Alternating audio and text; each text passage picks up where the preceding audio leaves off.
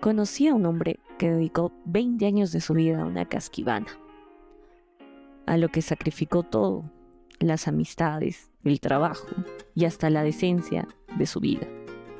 Y que una noche se dio cuenta de que nunca la había amado. Lo que ocurría es que se aburría. Eso era todo. Se aburría como la mayor parte de la gente. Entonces se había creado a toda costa una vida de complicaciones y de dramas. Es menester que pase algo en nuestra vida.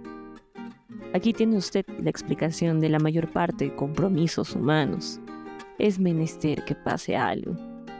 Aunque sea el sometimiento sin amor, aunque sea la guerra o la muerte, vivan pues los entierros.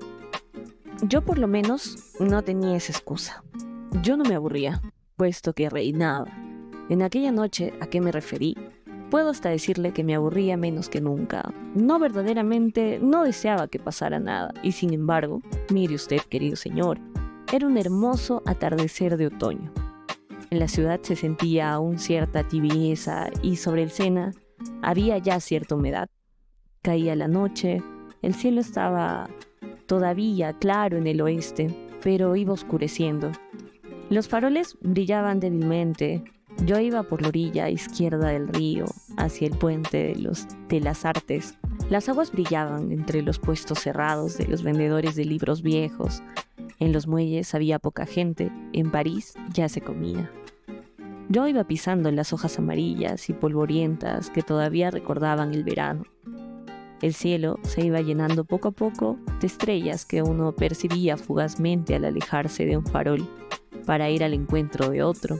Disfrutaba del silencio que había tornado a sobrevenir en la ciudad.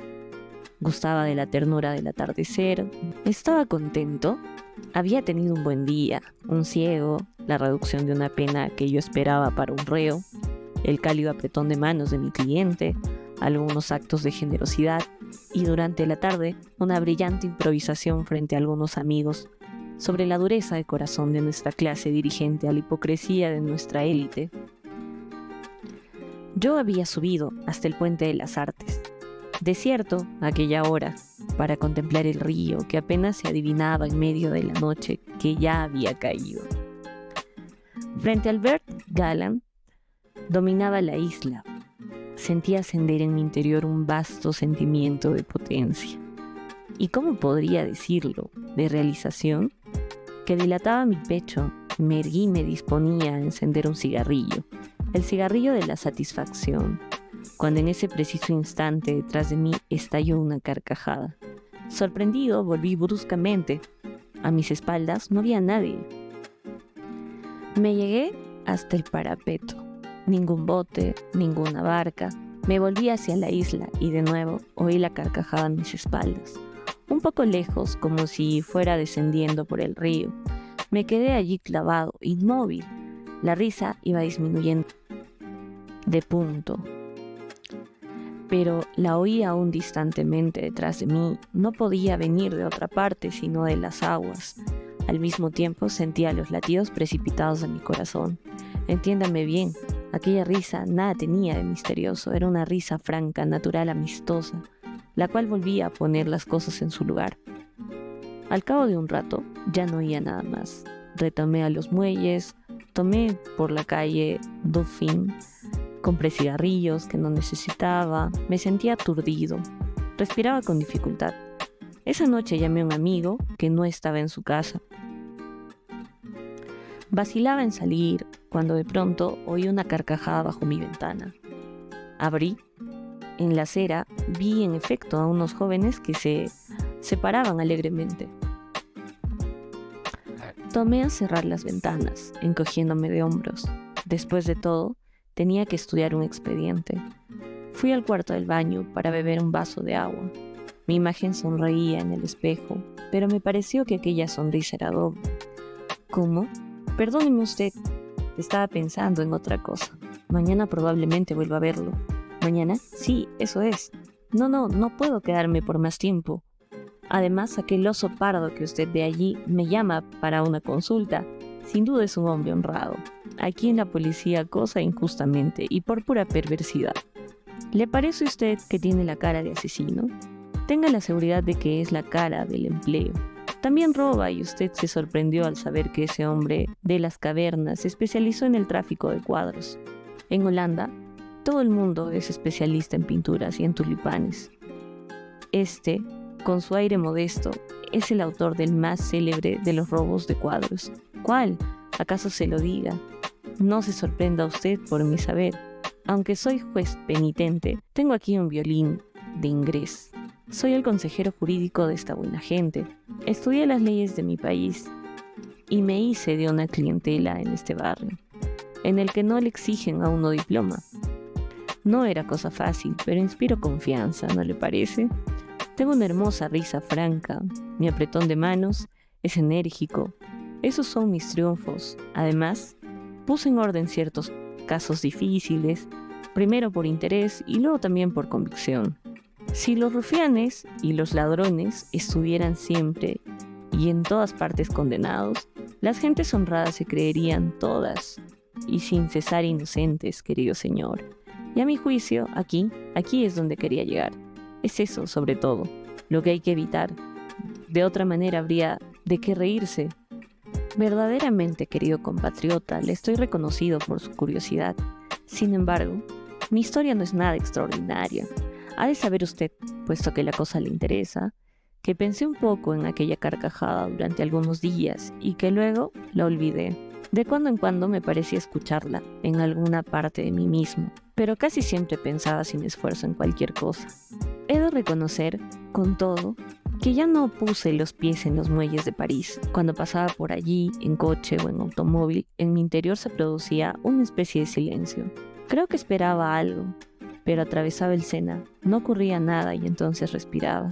Aquellos momentos me sobrevenían también ciertas debilidades, nada preciso, una especie de abatimiento, si usted quiere, una especie de dificultad para volver a adquirir mi buen humor. Vi a algunos médicos que me dieron estimulantes, me reanimaba un poco y luego volví a caer en mi abatimiento. La vida se me hacía menos fácil. Cuando el cuerpo está triste, el corazón languidece. Me parecía que iba olvidando en parte aquello que nunca había aprendido y que sin embargo sabía hacer también. Quiero decir, vivir. Sí, creo que fue entonces cuando comenzó todo. Pero esta noche tampoco me siento muy bien. Hasta me cuesta trabajo formar las frases. Me parece que hablo menos bien y que mi discurso es menos seguro. Probablemente se deba al tiempo, se respira con dificultad. El aire está tan pesado que oprime el pecho. ¿Tendría usted inconveniente, querido compatriota, en que saliéramos a caminar un poco por la ciudad? Gracias. Qué hermosos son los canales por la noche. Me gusta el aliento de las aguas estancadas, el olor de las hojas muertas que se pudren en el canal y ese otro olor fúnebre que sube desde las barcas cargadas de flores. No este gusto mío, nada tiene que ver de morboso, créame, por el contrario, en mí es deliberado. Lo cierto es que me esfuerzo por admirarlos, estos canales. Lo que más me gusta en el mundo es Sicilia, ya ve usted, y sobre todo, apreciarla desde lo alto del Etna, en medio de la luz, con la condición de dominar la isla y el mar. Java también me gusta, pero en la época de los alicios. Si estuve allí en mi juventud, en general me gustan todas las islas, en ellas es más fácil reinar. Casa deliciosa, ¿no? Las dos cabezas que ve usted allí son de esclavos negros. Se trata de un anuncio. La casa pertenecía a un vendedor de esclavos. En aquellos tiempos nadie escondía su juego. Tenían estómago, decían. Vaya, tengo riquezas, tráfico con esclavos, vendido carne negra. ¿Se imagina usted hoy a alguien que hiciera conocer así públicamente que este es su oficio? ¡Qué escándalo! Ya me parece oír a mis conciudadanos parisenses, es que ellos son irreductibles en este punto. No vacilarían en lanzar 2 o 3 manifiestos, y tal vez más. Y pensándolo bien, yo agregaría mi firma a la de ellos. La esclavitud, pero no, estamos contra ella. Que nos veamos obligados a instalarla en nuestra casa o en las fábricas, pase. Eso está en el orden de las cosas, pero vanagloriándose de ello es el colmo. Ya sé que no podemos prescindir de dominar o de que nos sirvan. Cada ser humano tiene necesidad de esclavos como el aire puro. Mandar es aire. ¿También usted es de la misma opinión? Y hasta de los más desheredados consiguen respirar. El último en la escala social tiene todavía a su cónyuge o a su hijo, si es soltero, a un perro. En suma, que lo esencial es poder enojarse sin que el otro tenga derecho a responder. No se le responde al padre, ¿Conoce usted la fórmula? En cierto sentido es bien singular, porque ¿a qué habíamos de responder en este mundo, sino a los que amamos? Pero en otro sentido es convincente. Alguien tiene que tener, al fin de cuentas, la última palabra, porque a toda razón puede oponerse la otra, y así no se terminaría nunca. El poder, en cambio, lo decide todo terminantemente. Hemos tardado, pero al fin lo comprendemos. Por ejemplo, y usted debe de haberlo notado, nuestra vieja Europa, filósofa por fin como es debido, ya no decimos como en épocas ingenuas, yo pienso así, cuáles son sus objeciones, ahora hemos adquirido lucidez, emplazamos el diálogo por el comunicado. Nosotros decimos que esta es la verdad, vosotros siempre podréis discutirla. Eso nos interesa. Pero dentro de algunos años la policía os mostrará que yo tengo la razón. Ah, querido planeta, ahora todo es claro en él. Nos conocemos, sabemos de qué somos capaces, vea yo. Para cambiar de ejemplo, ya cambiando de tema, siempre quise que me sirvieran con una sonrisa. Si la criada tenía aire triste, me envenenaba el día. Desde luego que ella tenía derecho a no estar alegre, pero yo decía que era mejor para ella que me sirviera sonriendo y no llorando. En rigor de verdad, es mejor para mí. Sin embargo, sin ser glorioso, mi razonamiento no era del todo tonto. Análogamente, siempre me resistía a comer en restaurantes chinos. ¿Por qué? Porque los asiáticos, cuando permanecen callados y están ante blancos, tienen a menudo aire despectivo. Desde luego que cuando sirven conservan ese aire. ¿Cómo podemos gozar entonces de un pollo a la china? Y sobre todo, ¿cómo podemos pensar mirándolos que tenemos razón? Dicho sea entre nosotros, la servidumbre, y de preferencia sonriente, es pues inevitable. Pero no debemos reconocerlo. No es mejor que aquel que no puede prescindir de tener esclavos. Los llamé a hombres libres, primero, por una cuestión de principios y luego para no desesperarlos. Les debemos esta compensación, ¿no les parece? Así ellos continuarán sonriendo y nosotros conservaremos nuestra tranquilidad de conciencia. Y no fuera de ese modo, nos veríamos obligados a volvernos sobre nosotros mismos, enloqueceríamos de dolor y hasta nos haríamos modestos. Cualquier cosa puede temerse, por lo demás ningún anuncio comercial. Este de aquí, por ejemplo, es escandaloso. Si todo el mundo se sentara a la mesa en el lugar que le corresponde, si revelara su verdadero oficio y su identidad, ya no sabríamos dónde poner la cara. Imagine usted tarjetas de visita como estas: Dupont, filósofo, timorato o propietario cristiano o humanista adúltero. Hay verdaderamente para elegir, pero eso sería el infierno. Sí, el infierno debería ser así. Calles con letreros y ningún medio para explicarse. Queda uno clasificado de una vez por todas. Por ejemplo, usted, mi querido compatriota, piensa en cuál podría ser su cárcel. ¿Se calle usted? Vamos, ya me responderá después. En todo caso, yo sé cuál es el mío: un rostro doble, un encantador jano, y por encima de él, la divisa de la casa. No os fiéis. En mis tarjetas se leería: Jean-Baptiste Clemens, comediante. Mire usted, poco después del atardecer que le hablé, descubrí algo. Cuando abandonaba a un ciego en la acera, a la cual lo había ayudado a llegar, lo saludaba. Evidentemente, ese sombrerazo no estaba destinado a él, puesto que no podía verlo. ¿A quién pues se dirigía? Al público. Después de desempeñar el papel, vienen los saludos. No está mal, ¿eh? Otro día, por la misma época, a un automovilista que me agradecía por haberlo ayudado, le respondí que nadie habría hecho tanto como yo. Desde luego que quería decirle que cualquiera lo habría hecho, pero ese desdichado lapsus se me quedó en el corazón. En punto a modestia, yo era realmente imbatible. Debo reconocerlo humildemente, querido compatriota. Siempre reventé de vanidad.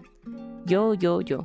Ese era el estribillo de mi cara vida. Estribillo que se extendía a todo cuanto decía. Nunca pude hablar sin vanagloriarme, sobre todo si lo hacía con esa estrepitosa discreción cuyo secreto yo poseía. Verdad es que siempre viví como hombre libre y poderoso. Sencillamente me sentía liberado con respecto a todos, por la excelente razón de que no reconocía ningún igual mío. Siempre me estimé más inteligente que todo el mundo, ya se lo dije, pero también más sensible y más hábil, tirador excelente, conductor incomparable, mejor amante, hasta en aquellos terrenos en que me resultaba fácil verificar mi inferioridad, como en el tenis, por ejemplo, juego en el que yo no era sino un contendiente mediocre. Me era difícil no creer que, si tuviera tiempo de entrenarme, estaría entre los campeones.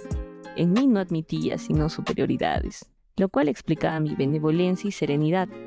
Cuando me ocupaba de los demás, lo hacía por pura condescendencia, con toda libertad, y el mérito era todo mío. Subía en un grado el amor que sentía por mí mismo. Con algunas otras verdades, descubrí esas evidencias poco a poco, en el periodo que siguió aquella tarde de que le hablé. No sucedió enseguida, no, ni tampoco muy claramente. Primero fue menester que recuperaba la memoria, paulatinamente fui viendo con mayor claridad, fui aprendiendo un poco de lo que sabía. Hasta entonces, un sorprendente poder de olvido siempre me había ayudado. Lo olvidaba todo, y antes que ninguna otra cosa, mis resoluciones. En el fondo, nada me importaba. La guerra, el suicidio, el amor, la miseria, eran cosas a las que, por cierto, prestaba atención cuando las circunstancias me obligaban a ello. Pero lo hacía de manera cortés y superficial. A veces fingía apasionarme por una causa extraña a mi vida, más cotidiana. Sin embargo, en el fondo, yo no participaba de esa causa, salvo, claro está, cuando mi libertad se veía contrariada. ¿Cómo decirlo? Las cosas me resbalaban.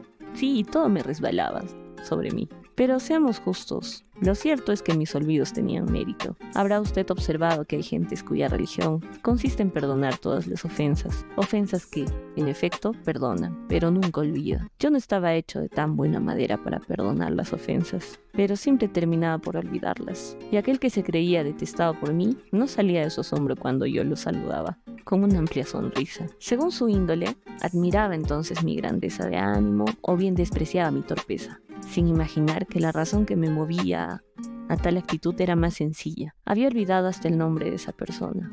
La misma falla que me hacía indiferente o ingrato me presentaba entonces como magnánimo. Vivía pues despreocupado, sin otra continuidad que aquella del yo. Despreocupado por las mujeres, despreocupado por la virtud o el vicio, yo mismo estaba sólidamente presente en mi puesto. Iba así andando por la superficie de la vida, de alguna manera en las palabras, pero nunca en la realidad. ¿Cuántos libros apenas leídos? ¿Cuántos amigos apenas amados? ¿Cuántas ciudades apenas visitadas? ¿Cuántas mujeres apenas poseídas? Hacía ademanes por aburrimiento o por distracción. Los seres desfilaban, querían atarse a mí, pero en mí no había nada. Y entonces sobrevenía la desdicha para ellos, porque en cuanto a mí yo olvidaba.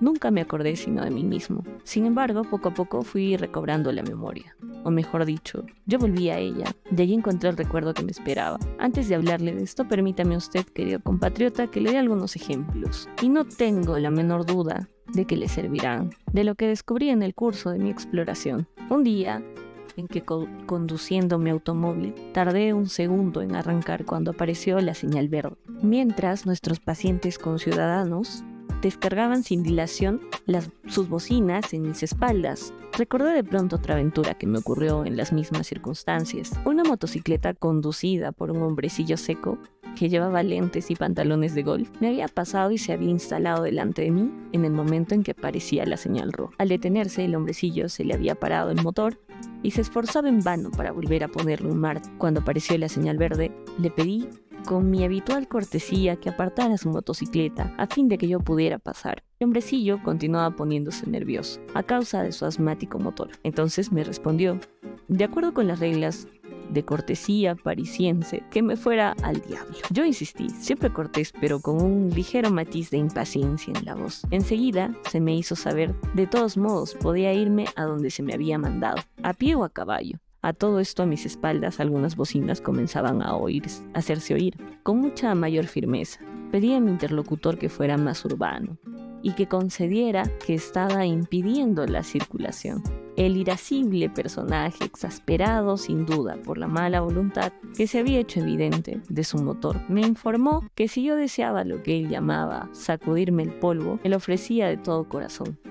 Tanto cinismo me colmó a justo furor, de manera que salí de mi coche con la intención de darle una tunda a aquel grosero. Yo no creo ser cobarde, y que no lo piensen los demás. Era por lo menos una cabeza más alto que mi adversario. Mis músculos siempre me respondieron bien. Aún ahora creo que si alguno de los dos había de sacudir el polvo del otro, ese iba a ser yo. Pero apenas había yo bajado a la calzada, cuando de la multitud que comenzaba a reunirse salió un hombre, que precipitándose sobre mí, me dijo que yo era el último de los cobardes, y que no me permitiría golpear a un hombre que teniendo una motocicleta entre las piernas, se encontraba por consiguiente en desventaja.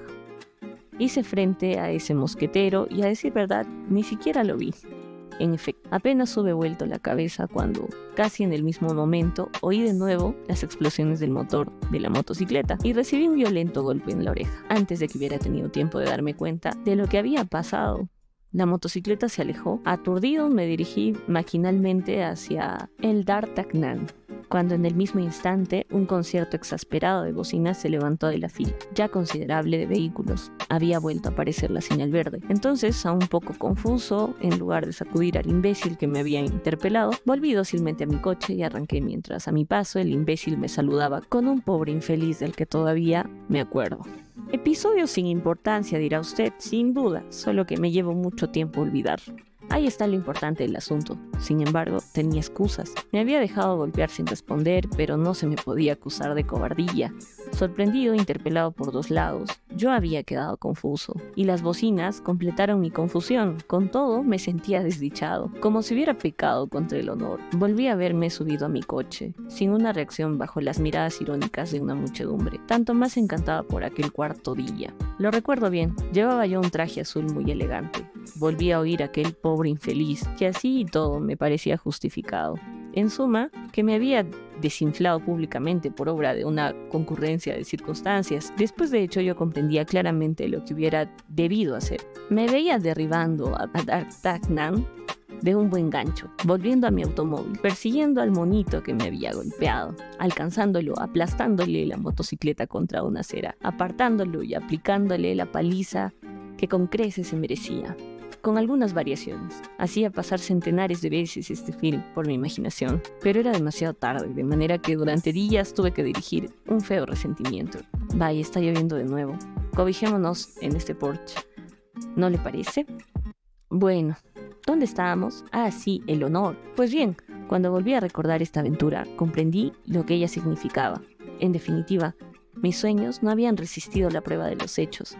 Había soñado esto, resultaba ahora claro, con ser un hombre completo, que se había hecho respetar tanto en su persona como en su profesión. A medias, un Cerdán, a medias, un de Gaulle, si usted quiere.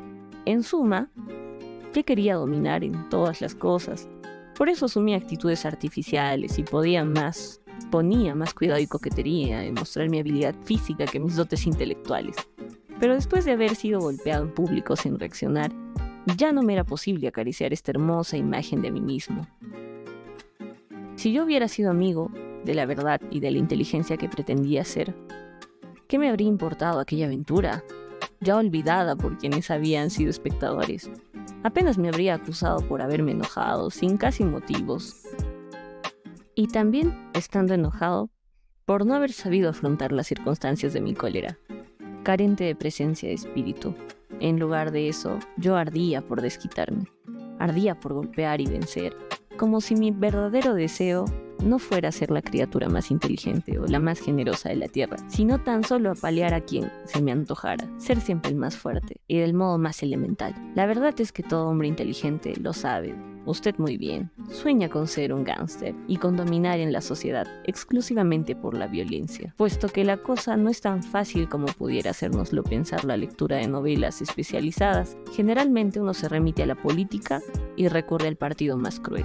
¿Qué importa, no le parece, que humillemos nuestro espíritu, si por ese medio conseguimos dominar a todo el mundo? En mí yo descubría dulces sueños de opresión. Por lo menos sabía que no estaba del lado de los culpables, de los acusados, sino en la medida exacta en que su culpa no me causaba ningún daño. Su culpabilidad me hacía elocuente, porque yo no era la víctima. Cuando me veía amenazado, no solo me convertía en un juez, sino en un amo irascible, que fuera de toda ley quería aplastar al delincuente y hacer que cayera de rodillas. Después de esto, querido compatriota, es muy difícil continuar creyendo seriamente en que uno tiene vocación por la justicia y en que es el defensor predestinado de las viudas y huérfanos. Puesto que la lluvia arrecía y tenemos tiempo, me atreveré a confiarle un nuevo descubrimiento que hice poco después en mi memoria. Sentémonos al reparo. Hace siglos que los fumadores de pipa contemplan desde él cómo cae la misma lluvia sobre el mismo canal. Lo que tengo que contarles es un poco más difícil. Esta vez se trata de una mujer. Sepa usted primero que siempre tuve éxito, y sin realizar grandes esfuerzos con las mujeres. No digo que tuve éxito en hacerlas felices, ni siquiera en hacerme feliz, yo mismo a causa de ellos. No, sencillamente tenía éxito. Lograba los fines que me proponía y más o menos cuando lo deseaba. Las mujeres encontraban en mí cierto encanto. Imagínese, ¿sabe usted lo que es tener encanto? Una manera de oír que le responden a uno mismo, sin haber formulado ninguna pregunta clara. Así me ocurría en aquella época. ¿Le sorprende a usted? Vamos, no lo niegue. Es muy natural. Con la cara que ahora tengo, después de cierta edad, todo hombre es responsable de su cara, la mía. Pero, ¿qué importa? El hecho es que en mí encontraban encanto y yo lo aprovechaba. Sin embargo, no ponía en juego ningún cálculo. Obraba de buena fe, o casi de buena fe. Mis relaciones con las mujeres eran naturales, sueltas, fáciles. Como suele decirse, no me valía de ningún ardid o únicamente en ese ardid ostensible que ellas consideran como un homenaje. Las amaba según la expresión consagrada, lo cual es lo mismo que decir que nunca amé a ninguna. La misógina me parecía vulgar y tonta, de manera que siempre juzgué mejores que yo a casi todas las mujeres que conocí. Sin embargo, al colocarlas tan alto, lo más frecuente era que las utilizara en lugar de servirlas. Desde luego que el amor verdadero es excepcional, sobrevendrá más o menos 2 o 3 veces por siglo. En lo restante del tiempo, lo que hay es vanidad o tedio. Por lo que hace a mí mismo, en todo caso, ya no era la religiosa portuguesa.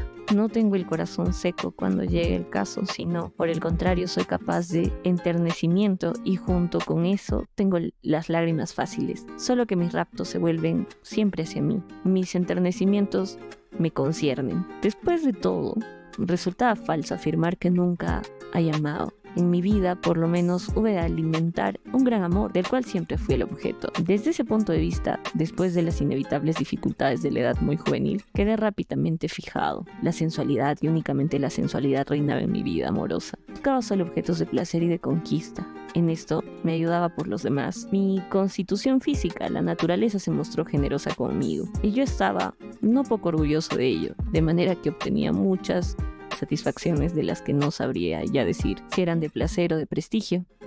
Bien, dirá usted que continúo jactándome. No lo negaré, y desde luego que me enorgullezco menos de mi jactancia que de aquello de que me jacto, puesto que era verdadero. En todos los casos, mi sensualidad, para no hablar sino de ella, era tan real que aún por una aventura de 10 minutos yo habría renegado de padre y madre, aunque luego tuviera que lamentarlo amargamente. ¿Qué digo? Sobre todo por una aventura de 10 minutos, aún más si estaba seguro de que no iba a tener un mañana. Desde luego que respetaba ciertos principios, entre ellos, por ejemplo, el de que la mujer de un amigo es sagrada.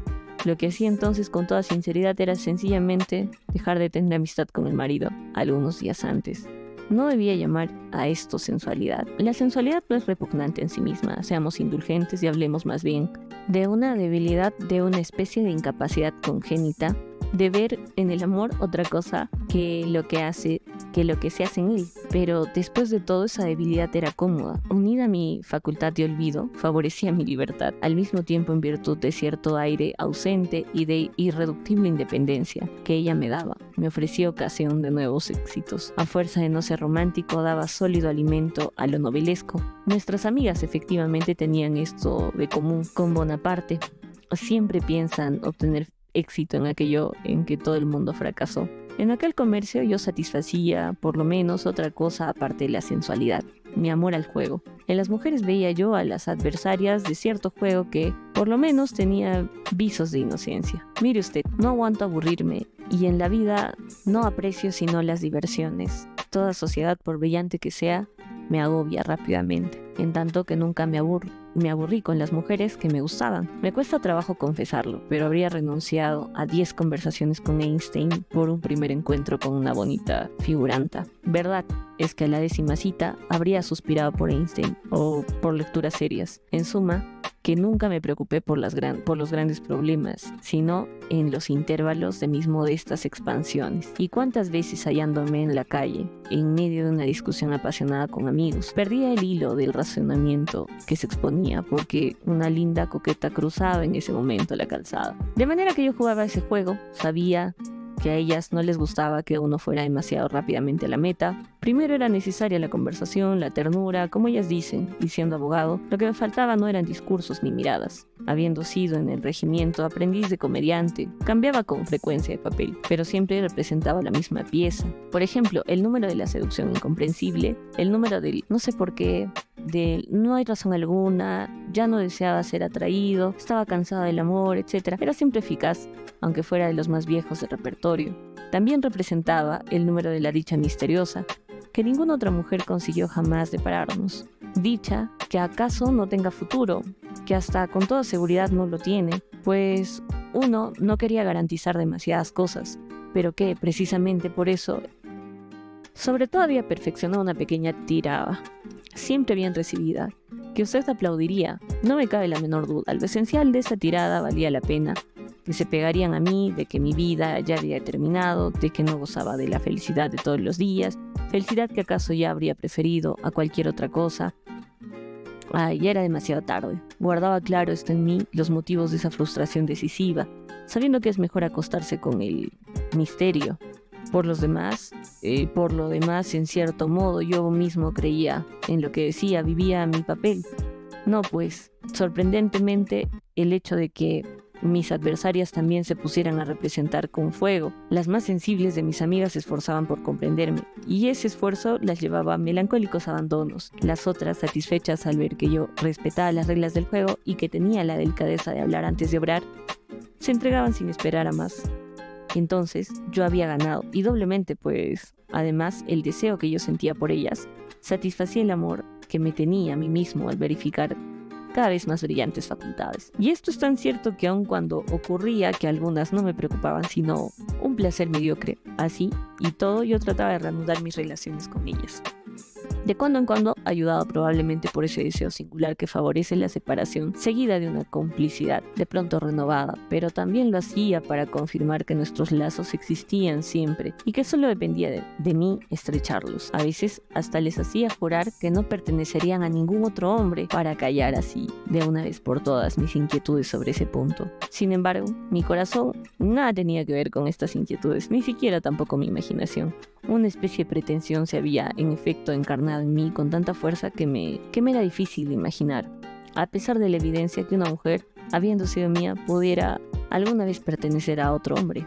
Pero ese juramento que ellas me hacían al comprometerlas me liberaba. Puesto que no pertenecían a nadie más, yo podía entonces decidirme a romper con ellas, y lo que de otra manera me habría sido casi imposible. La verificación en lo tocante de ellas la hacía de una vez por todas y mi poder quedaba asegurado por largo tiempo. Curioso, ¿no? Pues es así, querido compatriota. Unos gritan, ámame, y otros, no me ames. Pero cierta clase de hombres, la más desdichada, dice, no me ames, pero permanéceme fiel. Solo que ahí está la cosa, la verificación nunca es definitiva, hay que volver a empezar con cada criatura. A fuerza de volver a empezar, uno contrae hábitos. Pronto el discurso se nos viene a la boca sin pensarlo, luego sigue el reflejo, un día se encuentra uno en una situación de tomar una mujer sin desearla realmente. Créame, para ciertos seres, por lo menos tomar lo que no desean es la cosa más difícil del mundo. Eso fue lo que ocurrió un día. Y no viene al caso decirle a usted quién era ella. Le haré saber tan solo que, sin llegar realmente a turbarme, me atraía por su aspecto pasivo y ávido. Francamente, todo fue mediocre, como no podía menos de esperarlo. Pero como nunca tuve complejos, me olvidé bien pronto de aquella mujer, a la que no volví a ver. Yo pensaba que ella no se había dado cuenta de nada, y ni siquiera me imaginaba que pudiera tener alguna opinión. Por lo demás, a mis ojos, su aire pasivo la separaba del mundo. Sin embargo, pocas semanas después vine a enterarme de que había confiado a un tercero en mis insuficiencias. Inmediatamente sentí como si me hubieran engañado. No era tan pasiva como yo creía. No le faltaba facultad de juicio. Luego me encogí de hombros y procuré reírme de la cosa, y hasta verdaderamente conseguí reírme. Era claro que aquel incidente carecía de toda importancia. Si hay algún dominio en que la modestia debería ser la regla, no es el de la sexualidad, con todo lo que ella tiene de imprevisible, pero no, es el que consigue más aún en la soledad. A pesar de mis encogimientos de hombros, ¿cuál fue en verdad mi conducta? Poco después volví a ver a aquella mujer, hice todo lo que era menester para seducirla y volver a poseerla verdaderamente. No resultó muy difícil. A ellas tampoco les gusta quedarse en un fracaso. A partir de ese momento y sin quererlo claramente me puse a mortificarla de todas maneras. La abandonaba y la volvía a tomar, la obligaba a entregarse en momentos y en lugares que no eran los apropiados. La trataba de modo tan brutal en todos los aspectos que terminé por pegarme a ella como me figuro que un carcelero se liga a su preso. Y esto ocurrió hasta el día en que, en medio del violento desorden de un doloroso y obligado placer, ella rindió homenaje en voz alta a lo que la sometía. Aquel día comencé a alejarme. Desde entonces la olvidé. Convendré con usted, a pesar de su cortés silencio, que esta aventura no es precisamente brillante. Piense sin embargo en su vida, querido compatriota. Hurgue en su memoria. Y tal vez encontrará alguna historia parecida. ¿Qué va? Me contará usted después. En cuanto a mí, cuando recordaba aquella aventura no dejaba de reír. Pero me reía con una risa diferente, bastante parecida a aquella que había oído en el Puente del Azar. Me reía de mis discursos y de mis defensas, más aún de mis defensas, por otra parte, que de mis discursos con las mujeres. A ellas por lo menos les mentía poco, el instinto hablaba claramente, sin evasivas en mi conducta. El acto de amor es en verdad una confesión. En él grita ostensiblemente el egoísmo, se manifiesta la vanidad, o bien se revela ahí una generosidad verdadera. Por último, en aquella lamentable historia, aún más que en mis otras intrigas, yo había sido más franco de lo que pensaba. Había dicho quién era y cómo podía vivir. A pesar de las apariencias, yo era pues más digno en mi vida privada, aun cuando, y sobre todo por eso, me condujera como acabo de decírselo, en mis grandes vuelos profesionales sobre la inocencia y la justicia, a lo menos viéndome obrar con los seres que yo no podía engañarme.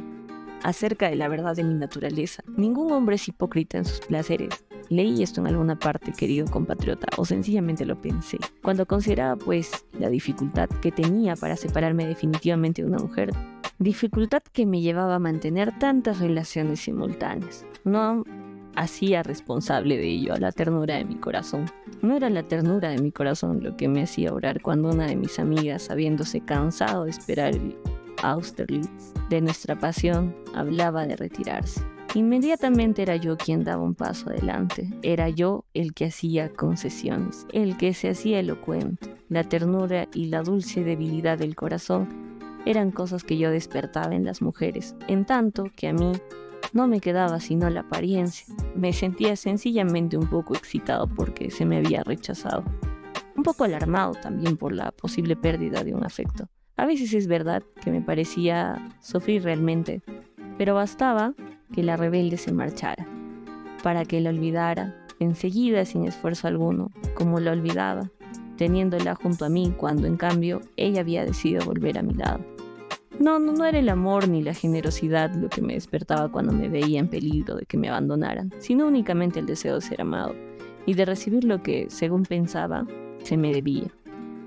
Apenas amado y apenas mi adversaria, quedaba nuevamente olvidada. Yo volvía a resplandecer, me sentía bien, me hacía simpático. Observé usted que una vez que conseguía reconquistar un afecto, tornaba a sentir su peso. En ciertos momentos de impaciencia me decía entonces que la resolución ideal habría sido la muerte de la persona que me interesaba. Esa muerte habría fijado definitivamente los lazos que nos unían por una parte, y por otra parte habría quitado a esa mujer el carácter de obligación. Pero no puede uno desear la muerte de todo el mundo, ni en última instancia despoblar el planeta para gozar de una libertad que no podía imaginar de otra manera. Mi sensibilidad se oponía a ello, y también mi amor a los hombres. El único sentimiento profundo que llegaba a experimentar en tales intrigas era la gratitud. Cuando todo marchaba bien y cuando se daba, al mismo tiempo que la paz, la libertad de ir y venir, que nunca me resultaba más agradable y alegre con una mujer que cuando acababa de abandonar el lecho de otra, como si existiera a todas las otras mujeres la deuda que había contraído poco antes con una de ellas. Cualquiera que fuera, por lo demás, la confusión aparente de mis sentimientos, el resultado que obtenía era claro. Conservaba todos los afectos alrededor de mí para servirme de ellos cuando quisiera.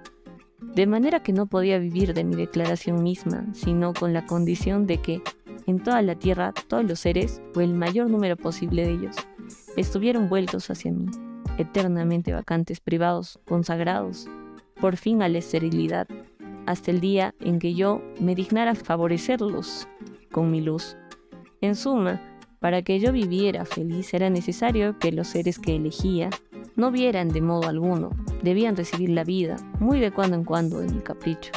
Créanme que en algún modo me complazco de contarle todo esto. Cuando pienso en ese periodo de mi vida en el que exigía tanto sin dar nada yo mismo, en el que movilizaba tantos seres para servirme de ellos, en que los ponía, por así decirlo, al hielo para tenerlos un día u otro mano, de acuerdo con lo que me conveniera.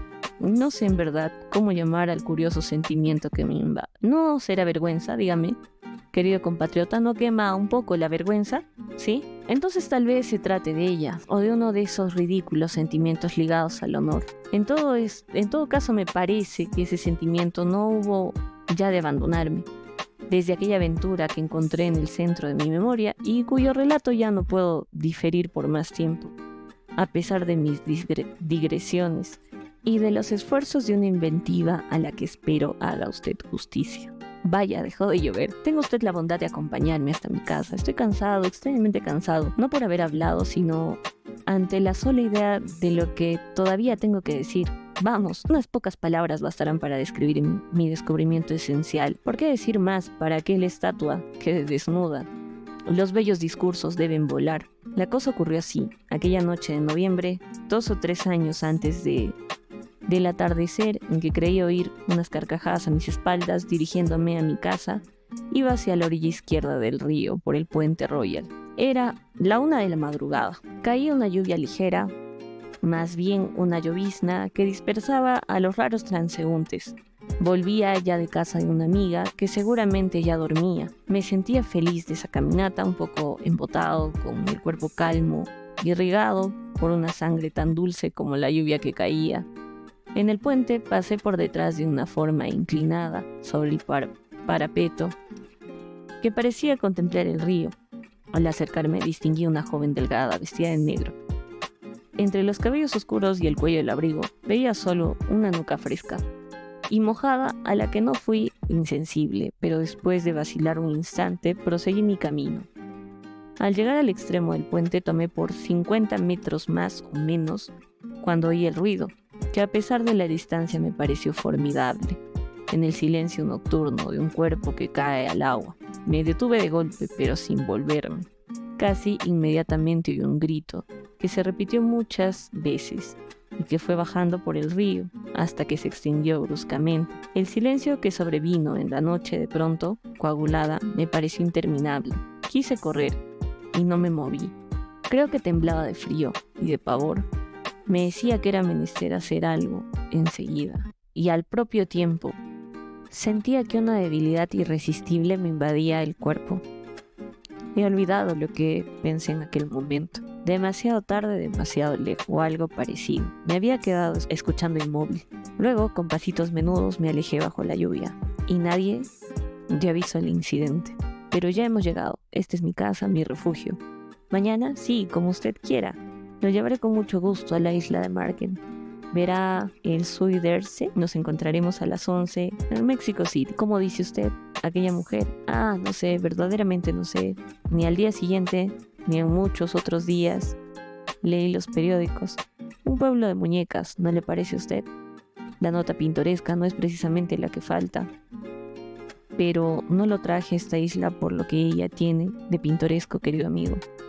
Todo el mundo puede hacerle admirar cofías, suecos, casas adornadas, en los que los pescadores fuman tabaco fino en medio del olor de la pintura encáustica.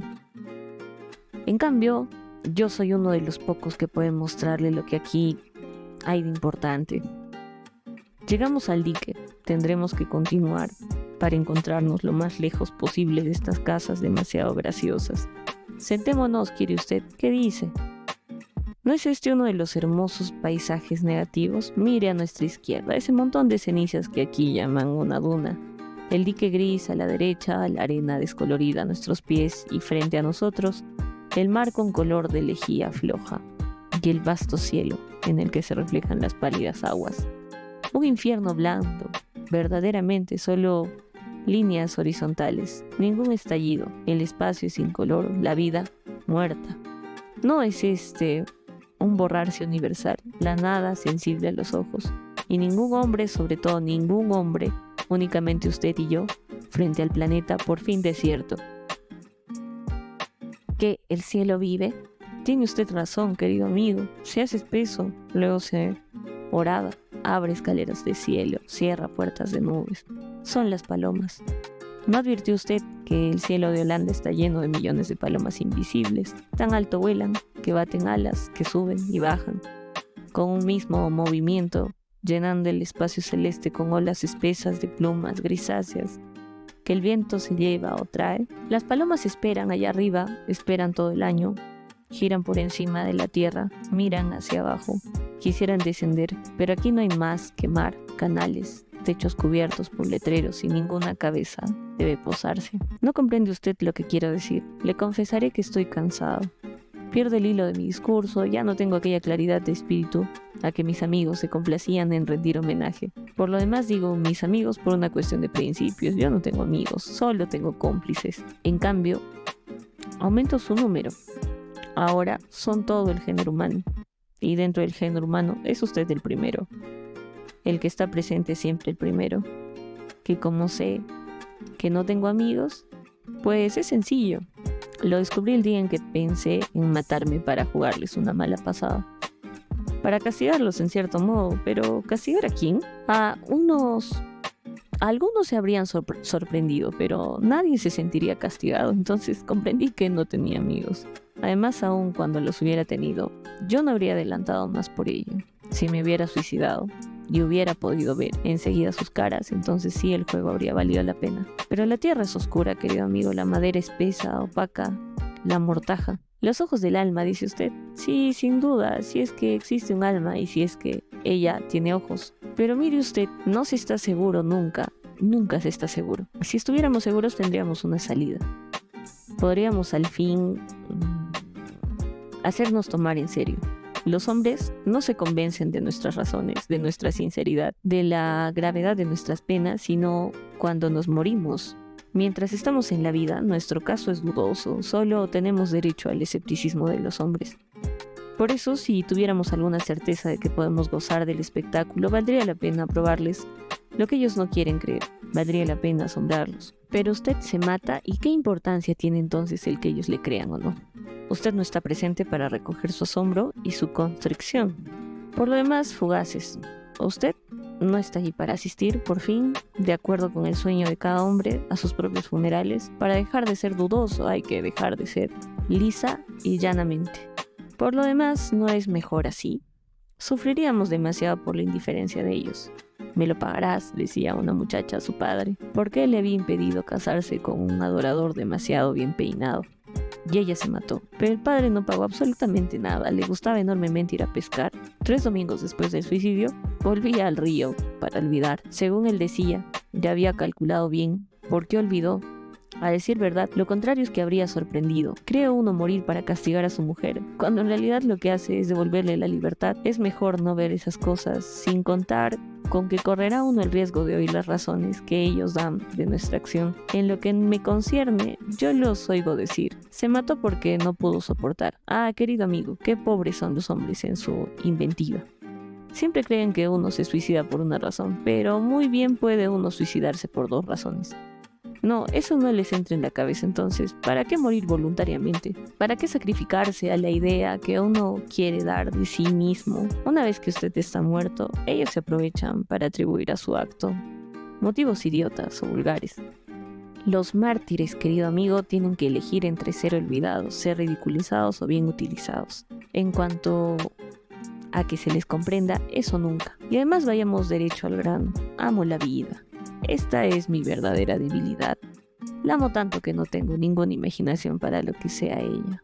Semejante avidez tiene algo de plebeyo. ¿No le parece? No podemos imaginar la aristocracia sin un poco de distancia respecto de sí mismo y de la propia vida. Si es preciso se muere. Más bien se rompe uno que se dobla. Pero yo me doblo porque continúo amándome. Vaya, después de todo lo que he contado, ¿qué cree usted que sobrevino? ¿La repugnancia por mí mismo? Vamos, pues. Lo que me repugnaba era sobre todo lo demás. Claro está que yo conocía mis desfallecimientos y los lamentaba. Con todo seguía olvidándolos con una obstinación bastante meritoria. En cambio, el proceso de los otros era cosa que se realizaba sin tregua en mi corazón, por cierto. ¿Y eso le choca? Tal vez piensa usted que no es lógico, ¿no? Pero la cuestión no está en deslizarse a través. Y sobre todo la cuestión está en evitar el juicio. No digo evitar el castigo, pues el castigo sin juicio es soportable. Por lo demás existe una palabra que garantiza nuestra inocencia, la desdicha. No, aquí se trata por el contrario de cortar el juicio, de evitar siempre que a uno lo juzguen, de hacer que la sentencia nunca sea pronunciada. Pero no se elimina tan fácilmente el juicio, hoy día estamos siempre prontos a juzgar, así como a fornicar, con esta diferencia que no hay que temer desfallecimientos. Si abriga usted duda, escuche las conversaciones de las mesas durante el mes de agosto, y esos hoteles de verano a que acuden nuestros caritativos compatriotas para hacer su cura de tedillo. Si vacila uno en sacar la conclusión que le digo, lea entonces lo que escriben nuestros grandes hombres del momento, o bien observe a su propia familia. Quedará usted edificado, querido amigo. No le demos pretextos para que nos juzguen, por pocos que ellos sean. De otra manera, quedaremos reducidos a piezas. Nos vemos obligados a ser tan prudentes como el domador. Si antes de entrar en la jaula, este tiene la desgracia de cortarse con la navaja, qué panzaza para las fieras. Lo comprendí todo de golpe el día en que me asaltó la sospecha de que tal vez yo no era tan admirable. Desde entonces me he hecho desconfiado, puesto que sangraba un poco, ellos iban a devorarme. Las relaciones que mantenía con mis contemporáneos eran las mismas en apariencia, y sin embargo se hacían sutilmente desacordadas. Mis amigos no habían cambiado. Cuando se presentaba la ocasión continuaban alabando la armonía y la seguridad que encontraban en mí, pero yo era sensible solo a las disonancias, al desorden que me llenaba. Me sentía vulnerable y entregado a la acusación pública. A mis ojos mis semejantes dejaban de constituir el auditorio respetuoso al que estaba acostumbrado. El círculo de que yo era centro se quebraba, y ellos se colocaban todos en una sola línea como en el tribunal. A partir del momento que tuve conciencia de que en mí había algo que juzgar, comprendí que en ellos había una vocación irresistible de ejercer el juicio. Sí, allí estaban como antes, pero ahora se reían, o mejor dicho, me parecía que al encontrarse conmigo, cada uno de ellos me miraba con una sonrisa solapada. En esa época hasta tuve la impresión de que me hacían zancadillas, y en efecto, 2 o 3 veces. Tropecé sin razón al entrar en lugares públicos, y una vez llegué a caerme. El francés cartesiano que yo soy se rehizo rápidamente y atribuyó tales accidentes a la única divinidad razonable, quiero decir, al azar. Así y todo, me quedó la desconfianza. Una vez despierta mi atención, no me fue difícil descubrir que tenía enemigos, primero en mi trabajo y luego en la vida mundana. A los unos los había servido, a los otros debería haberles sido útil. Todo eso en definitiva estaba en el orden de las cosas, y vine a descubrirlo sin demasiada pena. En cambio, me fue más fácil y doloroso admitir que tenía enemigos entre gentes a quienes apenas conocía o que en modo alguno conocía. Siempre pensé con la ingenuidad de que ya le di algunas pruebas, que aquellos que no me conocían no podrían dejar de quererme si llegaban a frecuentarme. Pues bien, no, encontré enemistad, sobre todo entre aquellos que solo me conocían de muy lejos y en quienes yo mismo no conocía. Sin duda, sospechaban que yo vivía plenamente en un libre abandonarme a la felicidad. Eso no se perdona. El tener uno el aspecto de éxito cuando se lo exhibe de cierta manera es capaz de hacer rabiar a un asno. Por otra parte, mi vida estaba llena a más no poder, y por falta de tiempo yo rechazaba muchos ofrecimientos. Por la misma razón olvidaba enseguida que los había rechazado. Solo que quienes me habían hecho tales ofrecimientos eran gentes cuya vida no estaba llena y que por la misma razón recordaban mis desaires. Y así es como, para tomar solo un ejemplo, las mujeres al fin de cuentas me costaban caro. El tiempo que les dedicaba no podía dedicárselo a los hombres, que no siempre me perdonaban. ¿Cómo arreglárselas? No nos perdonan nuestra felicidad y nuestros éxitos. y no consentimos generosamente en compartirlos. Pero para ser feliz no hay que ocuparse demasiado de los otros.